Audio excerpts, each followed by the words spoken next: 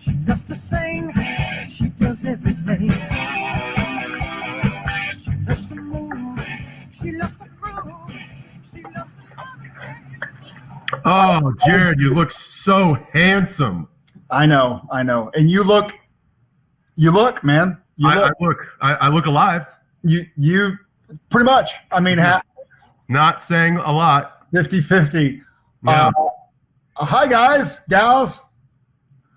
This is going to be strange for all involved here because Jared and I cannot see you.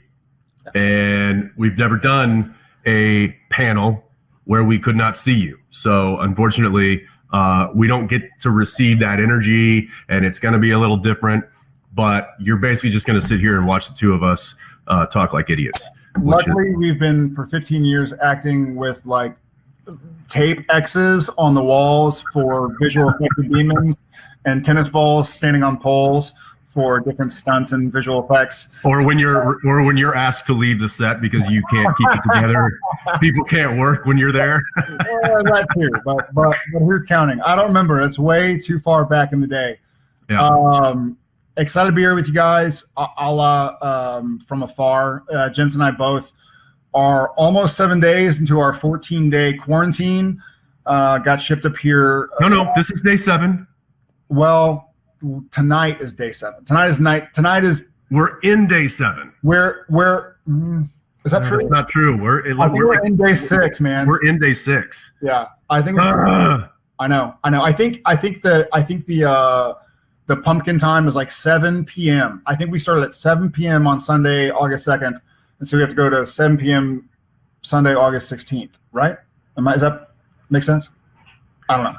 Next Sunday, I'm gonna go outside. Just lay outside. Sunday night. If y'all fly to Vancouver, just look for 2 hairy dudes that look like guys from Sam and Dean. Yeah, just running out into the surf for no reason. Frolicking. I'm gonna have a parachute. Jared, what have you been doing during your 6 days of quarantine? I know because we've been sharing our stories together, but for those that don't, what have you been doing? Well, I'm glad you asked, Jensen. I have lived in the same apartment here in Vancouver for about 6 years. So I have built a life here somewhat. You know, we've had 3 kids here. We didn't have them here, but 3 kids lived here while we were shooting, Jen and I. And so I've just got stuff everywhere. That's why my frame is so small, because if I were to move my computer this way or that way, it's just tubs, stacked up tubs of like kids' toys and coffee mugs and books and magazines and everything else. So I've been using this time to gradually grow through my apartment and try and figure out what to do with myself.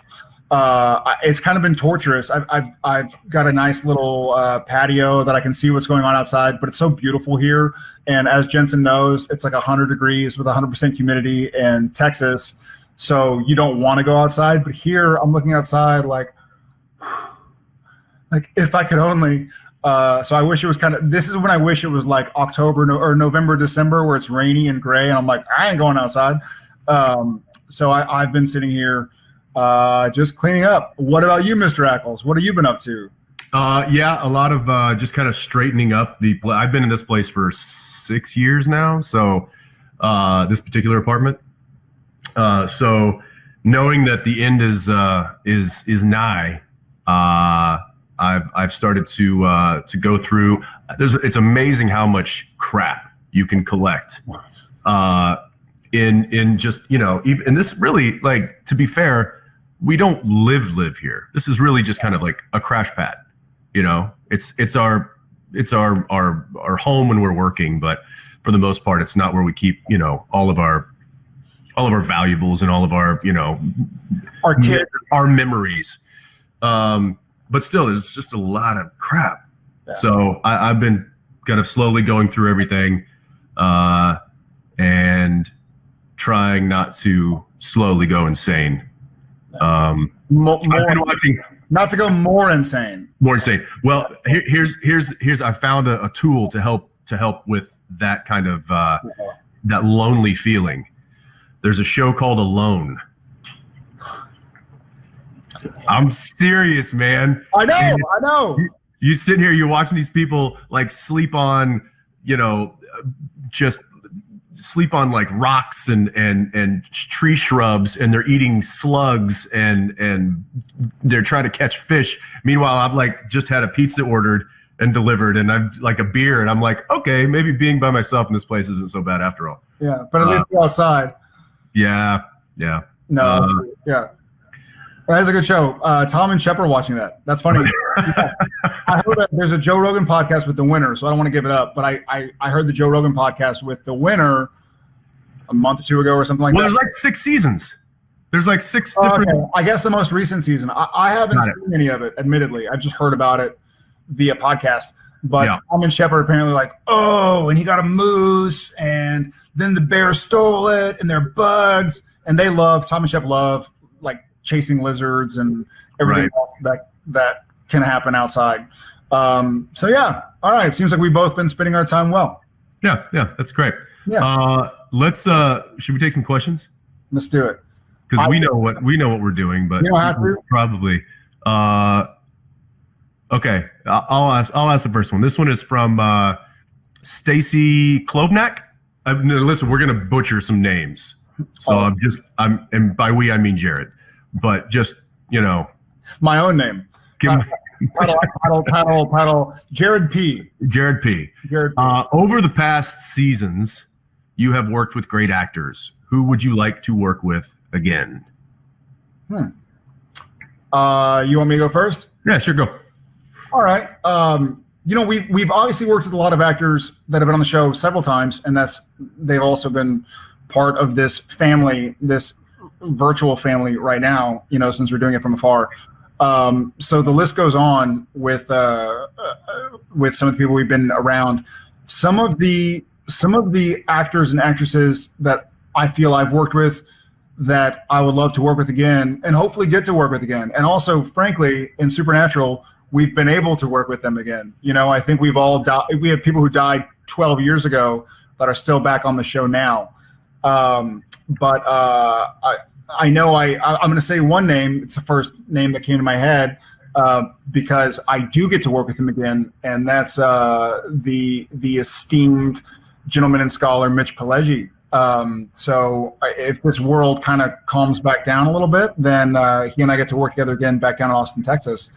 So I'm excited about that. But I've also been excited about some of the actors and actresses who were kind of on their way up. When COVID started, I talked to Sterling K. Brown a few times just via text, just kind of shoot back and forth, like what's going on in y'all's world. And so we've been around for 15 years. And so some of the actors and actresses that we worked with way back in the day now have their own shows, or in Sterling's case, their own show and 1,000 Emmys. And a mantle of awards. Yeah, he had to buy a new house for his mantle of awards. Right. But that's always kind of fun because Jensen and I have had so many people come on set, and we've had some people who have done a ton of work, and we kind of look at each other and we're like, all right, they're solid. And then we've had some people come on and it's their first show or their second show, and we look at each other after rehearsal like, damn, like this girl or this guy can bring it. And so the list goes on and on. Ackles? Yeah, I mean it's hard to pick one. There's over the course of 15 years, we've had a lot of really talented people come through the door. And like Jared said, some have gone on to have great success. I mean, look at Jeffrey Dean Morgan, look at Sterling, look at Catherine Newton, look at there's a reason that these actors have brought such great life to Supernatural, and it's because they're just really, really talented, and we were lucky to have them. And I'm happy that other people notice that talent and that they are continuing to have success. Again, hard to pick one. Chris Heyerdahl, I think is one of my favorite. That was one of my favorite arcs. Who else? I mean, it was always fun working with Fred Lane. I don't know. There's so many. We always have a good time working with the ladies, with Kim and with Brianna and with Catherine and So it's always fun having them around. Yeah, that's a hard question to pick one. I would say we've got at least a dozen that I could think of right now. That's just, please come back. And who knows? Maybe they will. Maybe they will. All right, I will do the next question. Okay. You did Stace Klobnak. I'm going to do Nancy LM921. First off, I really wonder what LM921 stands for. It's like the planet I come from is. I'm going to stop. All right. Which castmate was the most surprising to meet, or who was the most memorable first meeting? I mean, I feel like I got a pretty easy one here, so I'll start. Sometime around season 4, episode 1, I think it was July 9th, 2008, I met this little guest starlet. She's pretty cute, and she was in her underwear. And I think I remember saying to myself, I'm going to marry that girl. So I did. Yeah, I think I think when I met Jen, my wife, so I don't know if surprising, it was certainly a memorable first meeting. So I guess I'm surprised in hindsight to have met her on the show at a weird time, you know, in season 4, and she and I have talked about it, and she's like, it was really intimidating. Like, I was coming in and there were these like 2 big old Texan dudes, and everybody knew each other and y'all were all friends. And then I was like this little girl in her underwear, like, hi, nice to meet you. I'm here to play the girl in her underwear in a hotel room. But here we are 12 years later, Jesus. So I think that was pretty poignant. You know, I just realized that every time Dean catches Sam with a girl, she's wearing the same thing. It's in my contract. Seriously, because in Jessica was in panties and a little tight shirt. It's in my contract. And then Jen, literally panties and a little tight shirt. I have a type. Yeah, apparently your type is women who hate wearing pants. Isn't that all of our type? It's so limiting. I just want to be free in my underwear. Hey, I don't write it. I just acted bad. No, you just make requests, and that's fair. And that's fair. I don't blame you. So memorable characters. Yes, I would say one that was. This is going to be weird. We've had a lot of very memorable characters come in and out. But I'd say one that was kind of, I was anticipating and not quite sure how it was going to go, was when Paris Hilton came on the show. Oh yeah. And I remember, because, you know, she was kind of at the height of her fame, whatever it was, and had a very, established reputation, let's say. And so I think everybody had an idea of like who she was and what she was like, and as did I. So when she came on set, I was very shocked to see that was not actually her persona, that she was like a pro and she was cool, and she wasn't this kind of like bubbly, bumbling personality that she put on for the masses, which that's when I was like, smart. Yeah. Smart. Okay. All right. I see you. And by the way, in the same vein, Nicole, when she came on, as the world knows as Snooki, you know, right. I watched Jersey Shore, and I was like, man, Gym Tan Laundry, that's a good motto to live life by. And so you have this idea of who someone's going to be, and then she came on set. She had just had a kid, and we didn't know what to expect, right? But it was like, okay, maybe she's going to come up and have a posse or whatever. And she came up like with her mom to help watch her kid, and she knew her lines, she hit her marks, and she was just super professional and kind. And I was like, good on her, you know, like that's tough to be. It's tough when the world, and this was pre, social media getting so big that anything you say or do just gets lambasted and blown up.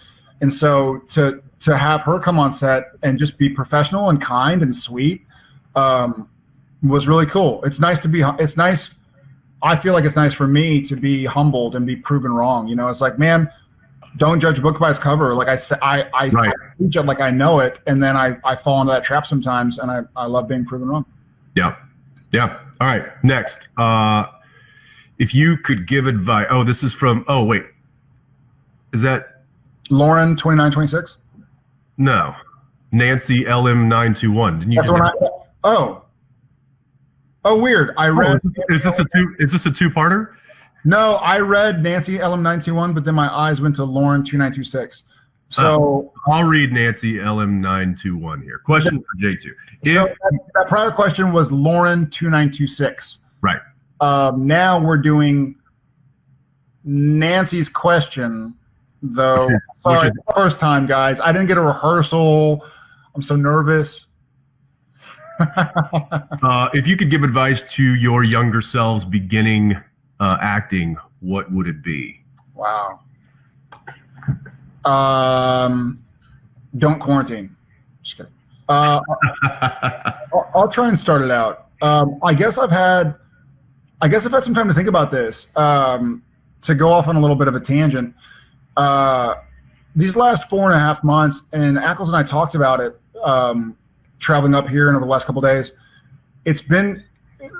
We got into such a routine with Supernatural. You know, there was the longest we ever went without filming was either not the quarantine, was either the writer's strike back in 07, 08, or between seasons. But it was like 2 months, less than 3 months is the longest we've ever gone without playing Sam and Dean Winchester. And so you have a lot of time to reflect. And also you're at home because there's a pandemic, and so you're not going out. So you're kind of stuck in your head with your thoughts. And think about what does it all mean. You know, I've been in this business for 20 years, and Ackles has been in this business for like 52 years, I think it was. 56. 56 years. I mix up twos and sixes. Right. My bad. But you have time to kind of think about what it means. And I mean, my first thought was, wow, one pandemic, and there's no more need for a talking monkey. I was like, my world is useless. My vocation has no meaning. So I was acting to myself at my home in Austin. It was pretty embarrassing. Beyond that, I guess I realized, you know, you get caught up to some degree, and he and I both live in Texas, and we film in Vancouver, British Columbia. And so we've had wonderful opportunities to travel, to embody new characters and to explore new ideas and new thematics and new stories. And it's really intoxicating. It's so fun. It's so fun, and it comes with very obvious perks. You know, we can pay our bills, and you know, we can buy a nice dinner if we want. But I guess I realized when we were quarantined for 4.5 months just how much I missed the work. Like, I really do love stories. I love hearing stories. I love when someone's a savvy raconteur and can hold court with a group of people they never met, telling anecdotes or stories or jokes or whatever. I'm an absolute audience member. Like, I love being there. And I'm like, oh, they're going to tell another story. I love those friends that I have. But I guess I realized that the through line for me in acting was I loved acting long before I ever got paid to act. And if I didn't, I think the lows, because there are a lot of downsides to this business, as wonderful as it is, but the lows of being away from family, being away from friends, being in an apartment for 2 weeks, to, you know, away from your kids that you've just been with for 4 months, or your wife or husband or whatever, your home, the downs are pretty real. And so if you don't have a really true, deep, underlying love of the work of what you're doing, then I don't think it'll last. And so make sure, if you choose to go forward with acting, make sure there's nothing else you can do. You know, if it's like, well, I'd like to act, but I do love teaching. I like to act, but I do love engineering. I'd like to act, but I do love science, or I love making coffee, or whatever. Then acting's a difficult route.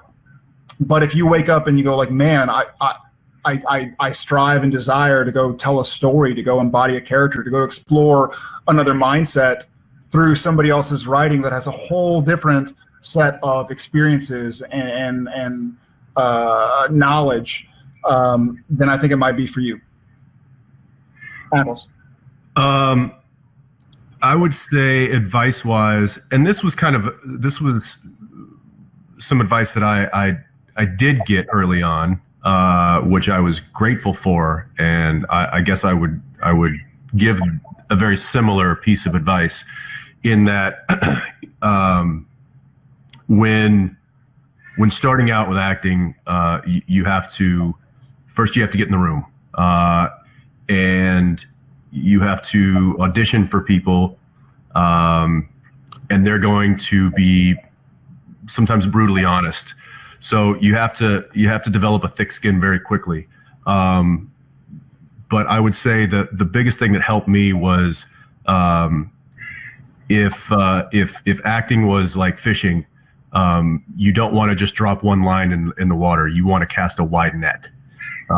It's a game of numbers. The more you audition, the more you learn, and the more you have an opportunity of hitting.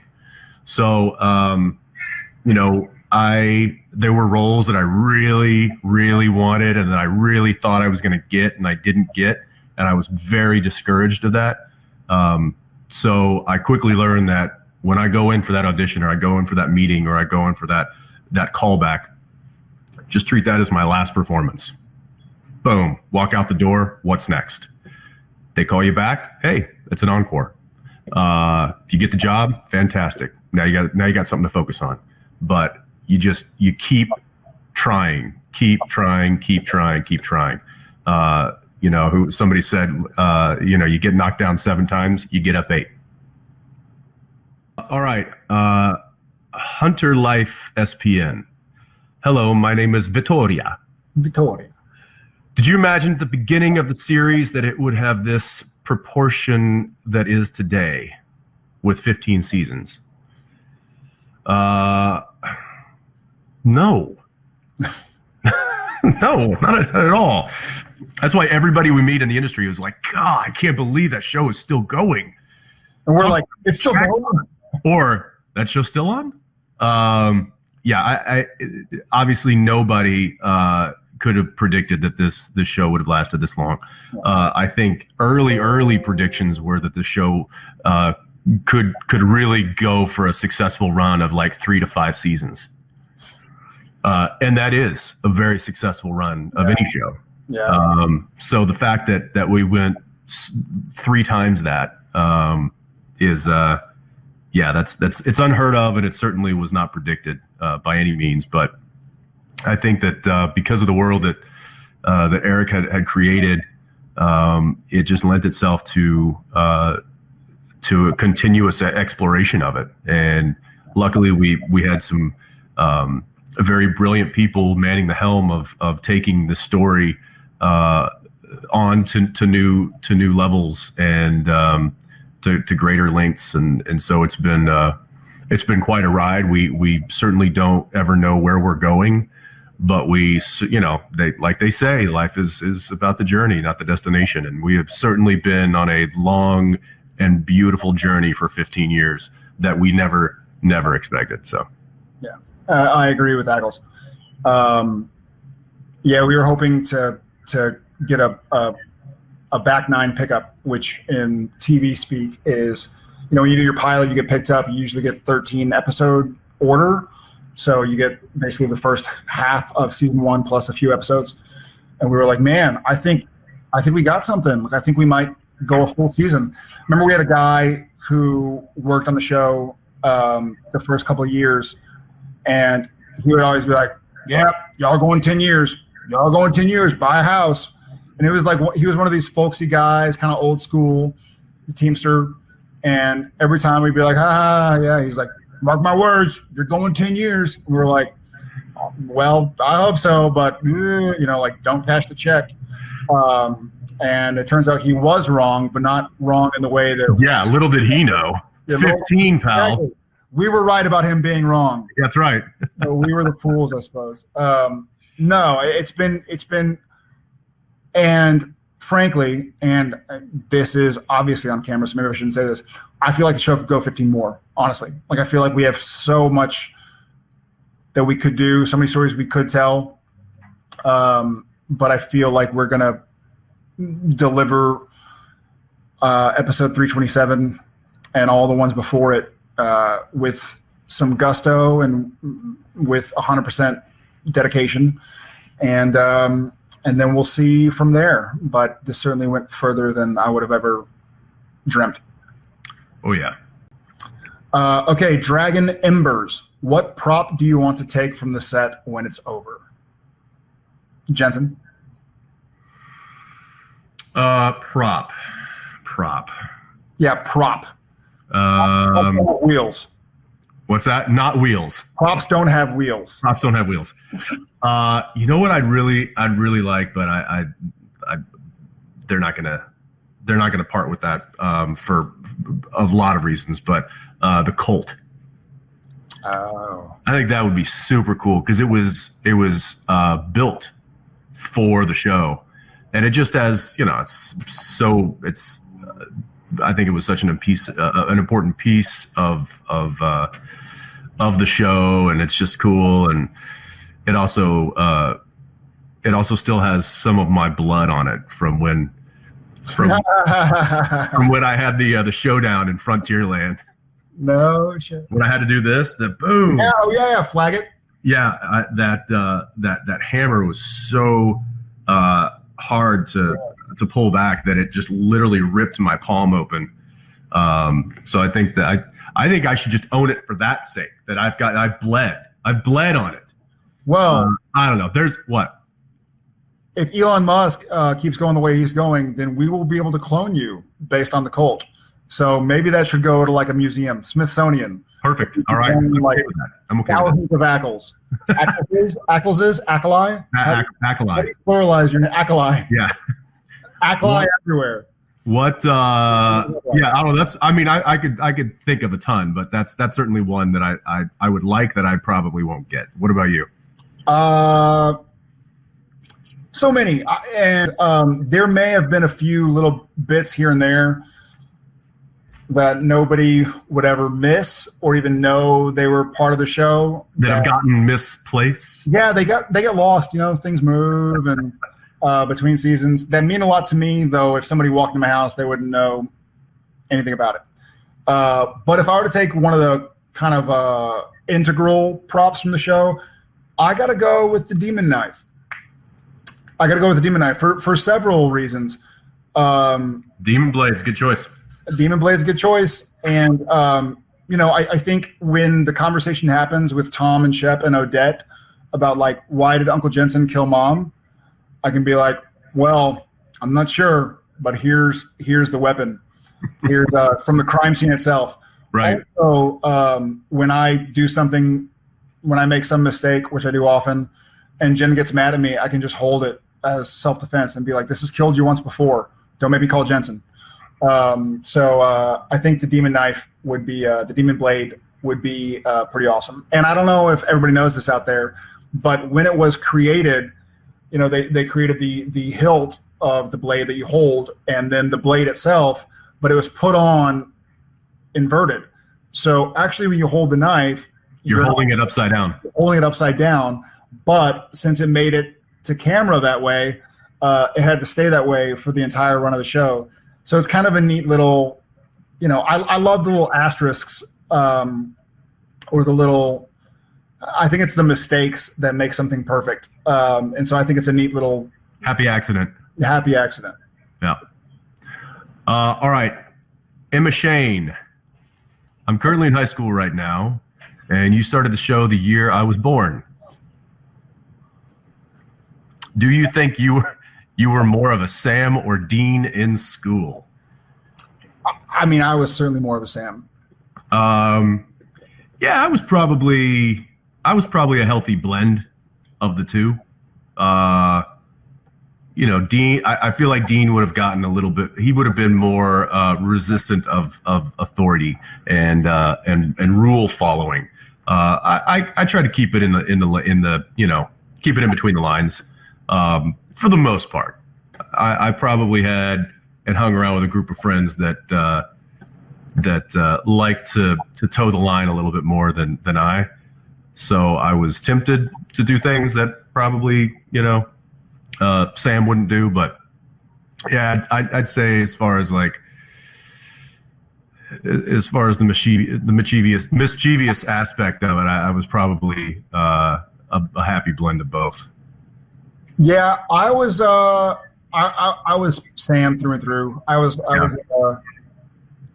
loved academics. I loved school. I was a math guy, and still am. Still love doing weird math puzzles and riddles and whatnot. So, and I don't think I was anywhere near as brave as Dean is. You know, I wasn't as tough as Sam, but I certainly I still do love school. One of these days, I'd like to go take some more.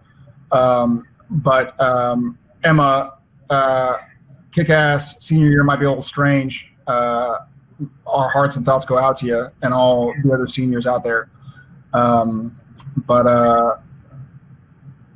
yeah, I think I go with Sam. Okay, Luisa Fernandez, Luisa_Fernandez. Hey boys, hey, which is your favorite line of the show and why? Brazil loves you. Love Brazil. Favorite line of the show. Whew, there's been so many. Do you have one offhand? I mean, I lost my shoe. Makes me laugh. That's so stupid. And I remember filming it, by the way. I remember vividly filming that scene in that alley where I was like, and they had to go clean. So there's a bit of I don't know how to say this other than there's a bit of drug use in Vancouver. And so they send people the day before to clean it and like bleach the entire alley and get rid of needles and other kind of drug paraphernalia. And then they send somebody the day of as well. And so they're like, well, don't wear your shoes into your trailer after you go from set. Like, take your shoes off before you go into your trailer so you're not tracking whatever there is there. Don't grab anything off the ground. You know, don't touch your face. This is pre-pandemic. Don't touch your face. And I remember I had to keep on. And I remember the shoe had a little metal. So the bottom of those Puma shoes, they had soldered or put in a little metal bit and then created the grate in such a way where as I'm getting the gum off the bottom of my shoe, Jared had to catch the little metal hook onto the broken grate that was a prop to get my shoe off. And I remember I had a tough time with it at first. It was kind of in a weird part of the shoe in the arch or something. But I remember filming it vividly. I lost my shoe. What kind of low sodium freaks don't have salt? I do love me some salt. So that stuck out. There have been so many. Yeah, those Family Don't End in Blood. Family Don't End in Blood. Driver Picks Music. Shotgun. Yep. You know what? I'm trying to think of like some really like emotional ones, and I really do like I mean, I guess it was kind of Dean's death scene after he got the crap beat out of him by Metatron. But when Dean says, "I'm proud of us," dude, I was gonna say that exact. I'm not a word of a lie. Yeah, because I feel like that line is something that could be used almost every season from one brother to another brother.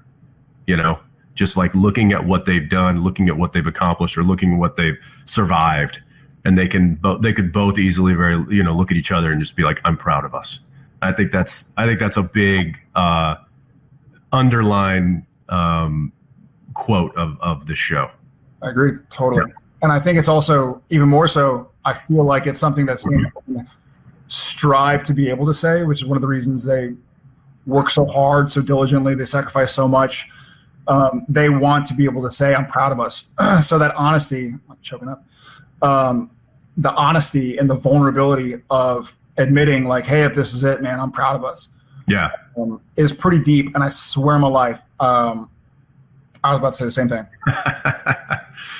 It's good. It's a good one. All right, moving on to Ana Cristina Fagunde. I'm probably butchering that. Tu Brute. What do you miss most from the first season? First seasons. First seasons? Yeah, first couple seasons. What do you miss most from the first seasons? I miss you know. Yeah. I mean, I could certainly take a stab. I would say that in the first couple of seasons, it was simpler times. The structure of the show and the world that the boys found themselves in, and the motivation behind what they were doing was simpler. They were hunters of things that go bump in the dark, and their father has gone missing, and they've got to find their dad. And I think that's such a simple concept, with such a giant road in front of them, that I miss that kind of like setting out on a very clear-cut objective and journey, and not knowing exactly what lays in store, but having that kind of clear motivation, I think is something that we continued to have throughout the years. But I think it just, as the world expanded, it became more complicated, and as characters came on, and it expanded then to like heaven and hell, and there were demons and the angels, and then it was God, and like, so it got really, really big and a very complicated world that these guys then had to navigate. I think in the beginning it was just simpler, and I enjoyed that. Yeah, funny. I enjoyed that as well. I'm going to kind of go on the same coin, but maybe the flip side of the coin. What I loved, or what I remember, the halcyon days of the first couple seasons, it almost felt, in hindsight at least, it felt like falling in love. It's like, there's something here. There's something here.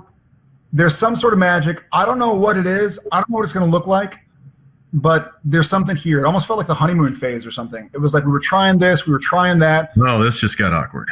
Am I blushing? I'm lonely. Just kidding. No one's here. It's just me and my dog. We knew it. We knew it. Send pictures and videos. I miss I miss that feeling where something is gonna be special. Something's gonna be big. You don't know yet what form that special and big is gonna take. And it's kind of, we talked about this in other instances, in other mediums, kind of just keep on working until you figure out what you're working for, but always keep fighting. It's like, keep on fighting. Even if you don't know what you're fighting for, just keep fighting. It'll materialize, you'll have something tangible. And with those first couple seasons of the show, we all knew there was a buzz, there was a feeling. It was visceral, but it was almost like a connection we felt to our crew, to the city, to the characters, to the story. And it was like, there's something, man, this could be something. And so as that foundation built of just excitement and the willingness to sacrifice and work hard, and that passion, watching it materialize and being a part of it materializing, and with y'all, we started doing conventions season 2 or 3. But like, this is something, man. Like, this is something. This could be something that's really fun for a couple of years, not knowing that, it's going to be a part of our lives for the rest of our lives till we breathe our last.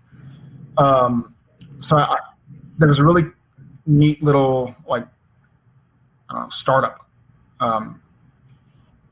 Thank you, Ana Cristina Fagunde. How'd you say it? Fagunde. Fagunde.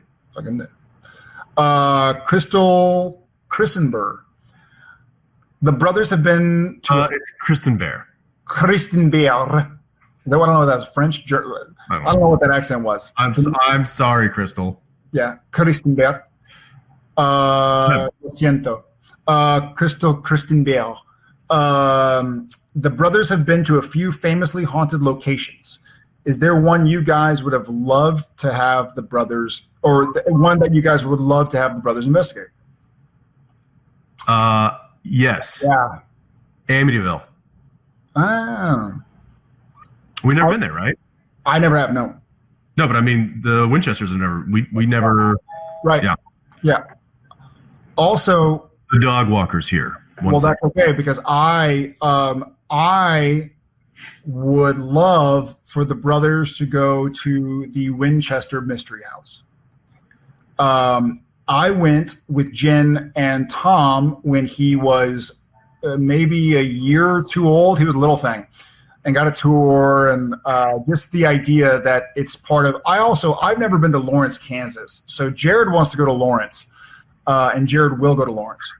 And Jared will stop speaking in the third person right now. I would love for the brothers to go to the Winchester Mystery House. That would be too cool. I don't know how to say it, but spin-off? What would we call it? Wouldn't we call it a spin-off? This is like another episode. Another episode? Special features? Special features. Warner Home Video. Get on it. Warner Home, Netflix. Yeah. My phone's on. It's on vibrate right now, so I don't interrupt. But all right. Luana Lolo. Right? Luana Lolo? Say that 3 times real fast. I can't even say it once. Nailed it. If you could have a conversation with Sam and Dean, what would you say to them? Brazil loves you guys. Well, don't leave the bunker. Don't leave the bunker. Yeah, stay there. It's cool. You're like, take a vacation. Take a vacation. There's other hunters out there. Yeah, quit trying to carry the load. Like just take it easy for a second. You don't have to always go. Stop. You have an angel friend. Make him do it. Yeah. Sit back. Smell the motor oil. I mean, smell the nuclear bunker. Yeah, I mean, they're friends with a Nephilim and an angel. Like, put them to work. Yeah. Relaxing. Sit on the beach. Come on, guys. Have a beer. Get some sun. Have yourself a drink with too much fruit in it, Do yourself a favor. Put some bacon in that drink. Wait, did we ever do an episode? I know we did that one where we went to that health spa thing, but did we ever? Was there ever a moment where the guys had to do spa stuff? I don't think so. Just the health spa episode with the fat sucker. Yeah. Where we all met Donna Hanscom, Brianna. I know we had an episode right when whatever year the ice bucket challenge was going on. We had a scene, I think it was the first episode, where Sam and Dean are sitting on folding chairs, looking out over that lake on the way to Whistler, Squamish, and the little green, the green cooler. Yeah. Oh, that's a good prop. Yeah. But the green cooler between the two boys, because I think we turned it into the ice bucket challenge afterwards. So yeah. That's, I think, the most relaxation we've seen Sam and Dean in 327 episodes. Yeah. Yeah, that's what I would say to Sam and Dean. Yeah. Have more moments like that. Yeah. Oh, here's a good thing. Speaking of, we have the Amityville extra episode special features. We have the Winchester Mystery House extra episode special features. If y'all are willing to watch an hour, it'd be an hour because it might be streaming or something. But of Sam and Dean Winchester getting a massage, I think it'd be a great episode. I'm just saying, write your local congressman or woman. Send copious amounts. Start a petition. Start a petition. Yep. We'll sign it. It's just literally an hour long of Sam and Dean, not Jared and Jensen. It's not about us. It's about Sam and Dean getting a massage. You write it, I'll act it. I mean, there's there's some comedy in there, you know. They bring out the hot rocks. The octopus suction things. That are on yeah, what do they call those? The cups or whatever? Cupping, yeah. Cupping? Yeah. Yeah, I can see Dean really enjoying that. All right. All right, your turn. Joudy. Joudy. Jody? Joudy. Jody? Judy. Joudy. Jody! What was the hardest skill you had to learn for the show? Love from Syria. Hi. Sweet. Hi, love you. Love you Big back. Wow. Hi, Syria. The hardest skill we had to learn for the show. This is going to sound weird. Fight scenes. Because of this. Because when you fight or hit something, you're fighting or hitting something. Whereas for fight scenes, you have to train yourself to like punch 3 inches away from something or look like you're tackling somebody, but then pull at the last second. It's almost like trying to look like you're throwing a football as hard as you can, but make it go 3 feet. It's like, okay, well, don't I just throw it as hard as I can? Like, no, the camera's not going to. If you punch too fast, the camera's not going to. So really, you know, you're not supposed to punch like this. And then you're supposed to just go straight to it. So it takes some focus to go like, okay, remember, you want to look like you're punching a bad guy, but you want to not punch the bad guy. So it's this really weird juxtaposition of like, sorry, my dog wants to get petted. He sees me fighting the air. I feel like, you know, when we first started the show, Jared and I had like, I don't know, we did like 6 weeks of like rigorous boxing training just to kind of get ourselves in shape. And like, you know, they wanted to make sure we knew how to throw a punch, which I don't know why they think we didn't. But we did. And it's, you know, when you're actually boxing training, you're hitting something. You're hitting a heavy bag. You're hitting focus mitts. You're hitting each other when we got in the ring with some headgear on. Cut to like a couple of episodes in, and Jared and I actually get into a bar fight in Vancouver. That's well documented. It was not our fault, but we were able to protect ourselves, let's say, very well. Yeah. And against and with being way outnumbered, but we still, because we just come off all this intense training, and you know, we I think grown up in a life of athletics, so we were able to handle ourselves. Yeah. Now, after 15 years of stunt training, if somebody were to jump Jared and I at a bar, we would not land one punch. It would be like, it would look good on camera. But it would look so good if somebody was filming it. The only problem is the people that we were fighting would be like, yeah, what are they doing? Why are you swinging and missing me by a half a foot? So like, this guy has bad vision. I'm going to leave him alone. So to all you so people out there, if you see us, please don't pick a fight with us, because it's going to be embarrassing for all of us. Yeah. Okay. The hardest skill I think I had to learn was the knife throwing was difficult, but that was fun. I actually enjoyed that. Oh, I know. Phil Segricia wanted me to do this thing in I forget what episode it was, but where it was a motel room scene, and Dean is sitting there cleaning all the weapons, cleaning the guns. And I had Dean's 45, his side-by-side shotgun, and I think it was your 9 as well, your Beretta, Sam's Beretta. And he wanted me to have them, to take them all apart, clean them, and then put them all back together again without looking at them while saying the dialogue. And that proved to be difficult. It's also like, hey, I have a great idea for the scene tomorrow morning. Yeah. Yeah. Could you practice this for like the next 20 minutes and then we can put it on camera? Yeah. I'd say it's a toss up between learning to do all of that together without looking, you know, taking it apart, cleaning it, putting it back together without looking and saying dialogue, that or tap dancing. Yeah, you and DJ. That's what I was going to say. Yeah, that looked pretty intense. That was intense is one word for it. Yeah. Awesome. Thanks, Jody. All right. Joao Victor. Joe. What do you think Sam and Dean would be doing in this quarantine? I think Sam would be reading, eating salad, and running on the treadmill, kind of like Jared. So I feel like Sam would be organizing the library, probably reading a lot of lore books, sharpening his mental acuity, and probably trying to be healthy. Maybe running around the bunker, doing what he can do. I think Dean would be on his way to full-blown diabetes, and probably under the hood of the car.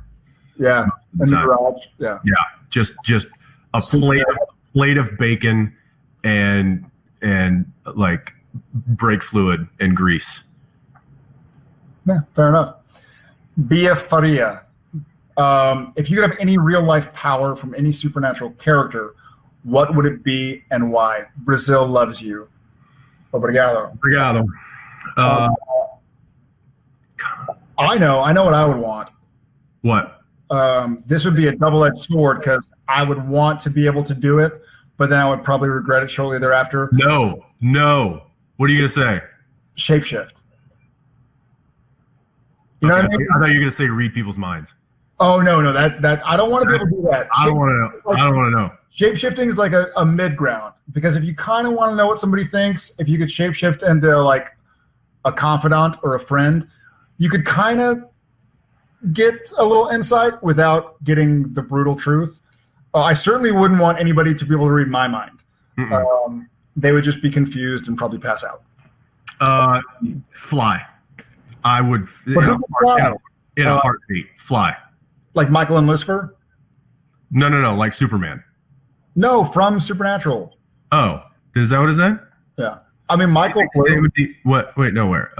Any real life power from any supernatural character. Oh, I thought for some reason I was thinking superhero.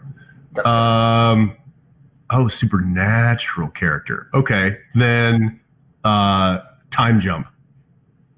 Ooh. I'd want to be able to like go forward in time or backward in time. Yeah. Would you go forward in time? I don't know if I would. Yeah. Yeah. Yeah. To see like where we're headed. That'd be so scary. And then backward in time, it'd be the whole butterfly effect thing.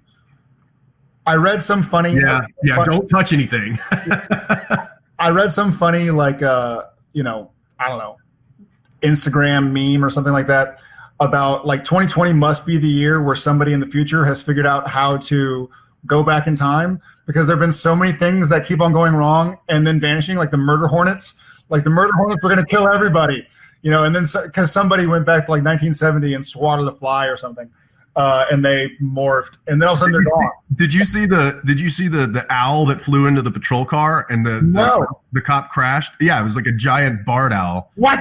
And there's like a picture of it in the front seat. And who was it? I think it was Patton Oswalt. He wrote, "Oh, great. Now they've activated the owls." Oh, no, it was Andy Richter. It was Andy Richter tweeted. He was like, "Oh, great. Now they've activated the owls." Yeah, but I think going forward and backwards might be like a little bit of a hi to Coda, everybody. Say hi, buddy. Coda. He won't leave me alone. Yeah, this must be like the butterfly effect year. Time jumping would be a lot of fun. There's the Starbucks that I go to back home. I just go in and grab a coffee, but they've always got question of the days, like what the question of the day is. And it's like, would you jump out of a plane? Would you parachute, or like, are you allowed to? Or it's like, what's your favorite time of year? Like, what's your favorite season? One of them was, if you could travel to any decade, what would it be? Ooh. Yeah. I said a future decade. Really? Yeah. What do you want? You want Neuralink or you want flying cars? Oh, we should definitely have flying cars by now. This is ridiculous. Come on, Elon. We all want Back to the Future. Come on, Michael J. Fox. Yeah, come on. We saw you with the skateboard. Yeah, where's my hoverboard? It's 2020. I want my hoverboard. I don't know, man. I would think probably 60s.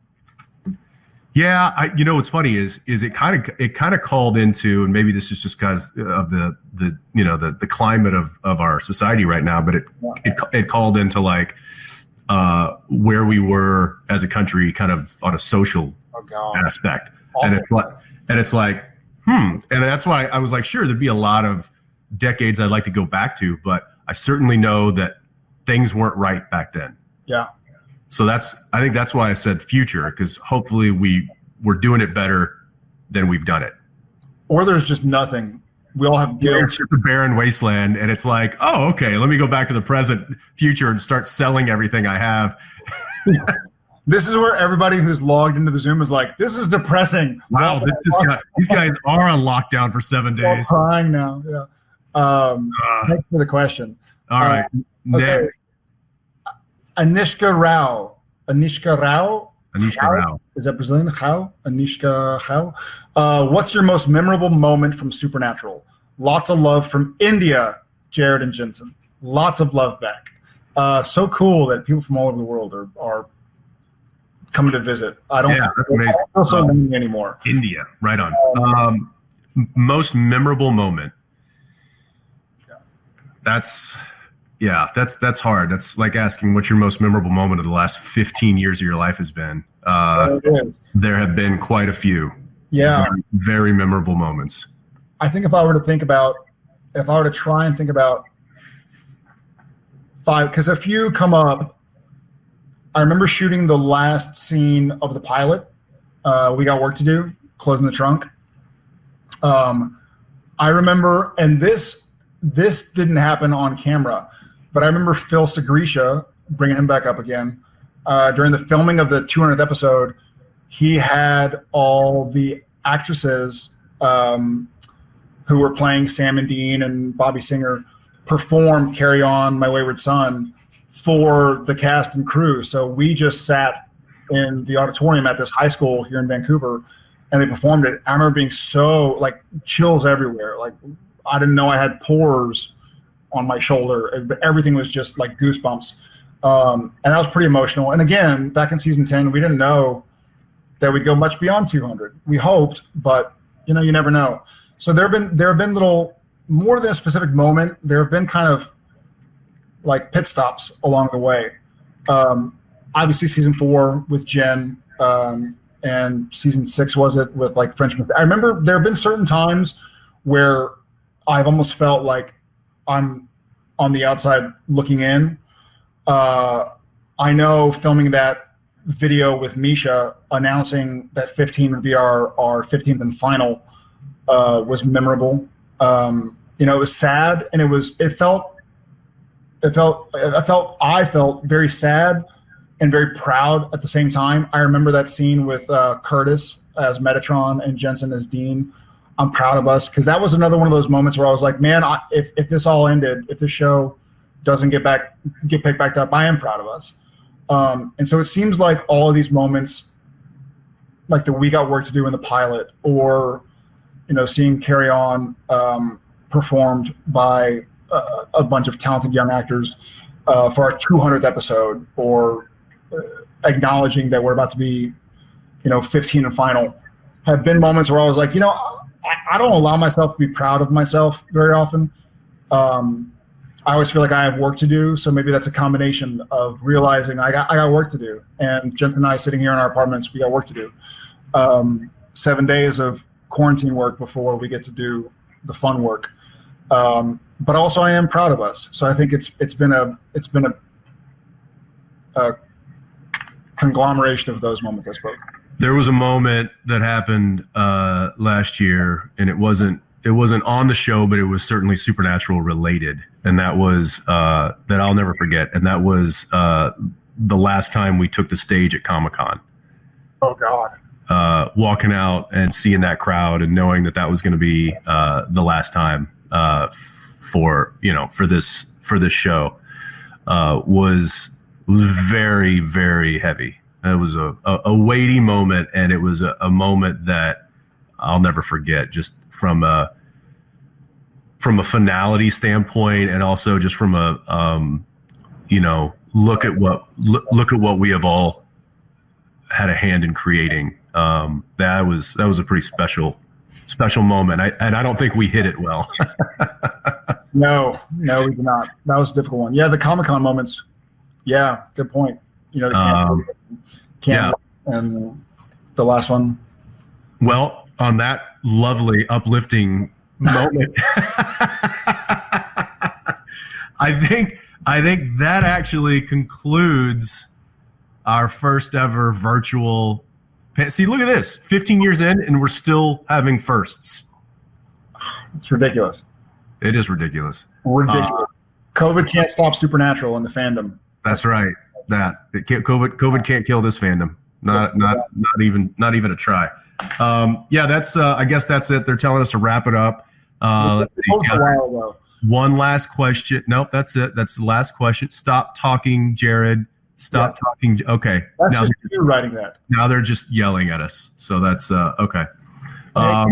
Wish we could see y'all's faces, but we can feel your presence. That's for sure.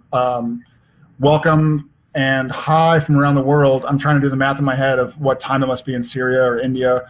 I think Brazil, you're in your evening right now. So thank y'all for joining for everywhere.